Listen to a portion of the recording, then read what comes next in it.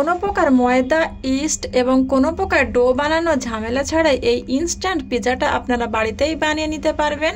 এই পিৎজা বানিয়ে বাচ্চাদের টিফিনে দিলে বাচ্চারা অনায়াসে টিফিন শেষ করে ফেলবে। আসসালামু আলাইকুম, আমি তনুজার রান্নাঘরে আপনাদের আরও একবার স্বাগত জানাই। এই পিৎজা বানাতে আমার লাগবে মাত্র কয়েক পিস পাউরুটি। এগুলোকে চাকুর সাহায্যে ছোট ছোট করে কেটে নিতে হবে।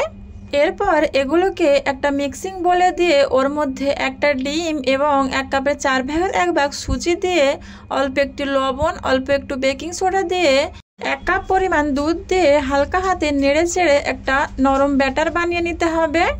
দুধটা আমি একেবারে দিইনি, 2-3 বার ধরে দিয়েছি, এতে করে ডোটা পাতলা হয়ে যাওয়ার সম্ভাবনা থাকবে না। এবারে এগুলোকে একটু হালকা হাতে নেড়ে চেড়ে একটা মোটা ব্যাটার বানিয়ে নিয়ে আধা ঘন্টা রেস্টে রেখে দিতে হবে।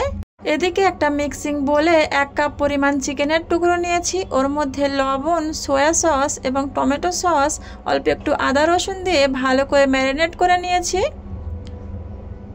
ভালো করে মাখিয়ে ম্যারিনেট করে নেওয়ার পর ওটাকে 5 মিনিট রেস্টে রেখে দেব। এরপর প্যানে 1 টেবিল চামচ পরিমাণ সয়াবিন তেল দিয়ে ওর মধ্যে চিকেনগুলোকে দিয়ে কিছুক্ষণ নেড়ে চেড়ে ভেজে নেব। যখন দেখবেন চিকেনের পানিটা শুকনো হয়ে এসছে এবং একটু জুসি আছে, ওই পর্যায়ে চিকেনগুলো তুলে নিতে হবে। এরপর আরেকটি প্যানে 1 টেবিল চামচ পরিমাণ সয়াবিন তেল দিয়ে ওই আগে থেকে মাখিয়ে রাখা ডোটা দিয়ে দিতে হবে। ডোটাকে দিয়ে একটু চামচের সাহায্যে চারিদিকে ছড়িয়ে একটা গোল রুটির মতো বানিয়ে নিতে হবে এবং গ্যাসের ফ্লেমটা একদম স্লো আঁচে রেখে প্রায় 5-6 মিনিট রান্না করে নিতে হবে।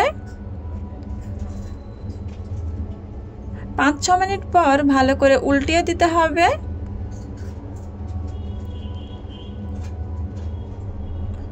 এরপর গ্যাসের ফ্লেমটা একদম বন্ধ করে দিতে হবে। উপর থেকে একটু টমেটো সস ভালো করে লাগিয়ে নিতে হবে। উপরে একটু চিজ দিয়ে দিতে হবে। এরপর আগে থেকে ভেজে রাখা ওই চিকেনগুলো দিয়ে দিতে হবে এবং একটু বড় করে কেটে রাখা পেঁয়াজ এবং ক্যাপসিকাম দিয়ে দিতে হবে। টপিংটা আপনাদের পছন্দ মতো দিয়ে নেবেন, আমি এখানে পেঁয়াজ আর ক্যাপসিকাম ব্যবহার করছি। সমস্ত টপিং দেওয়া হয়ে গেলে এখানে আমি আরেকটু মজারেলা চিজ দিয়ে দেব বেশি করে। আপনারা আপনাদের পছন্দ মতো কম বেশি করে নিতে পারেন। এবারে ঢাকা দিয়ে প্রায় 5 মিনিট মতো স্লো আঁচে কুক করে নিলেই তৈরি হয়ে যাবে এরকম ইনস্ট্যান্ট পিৎজা। আমার এই রেসিপিগুলি আপনাদের কাছে কেমন লাগে প্লিজ কমেন্ট করে জানাতে ভুলবেন না। আপনি যদি আমার এই ভিডিওটা ইউটিউব থেকে দেখে থাকেন তাহলে চ্যানেলটিকে সাবস্ক্রাইব করে নিতে পারেন, আর যদি ফেসবুক থেকে দেখেন তাহলে পেজটিকে ফলো দিয়ে পাশে থাকবেন। আবারও দেখা হবে একটা নতুন রেসিপি নিয়ে, ততক্ষণের জন্য সুস্থ থাকবেন, ভালো থাকবেন, আল্লাহ হাফেজ।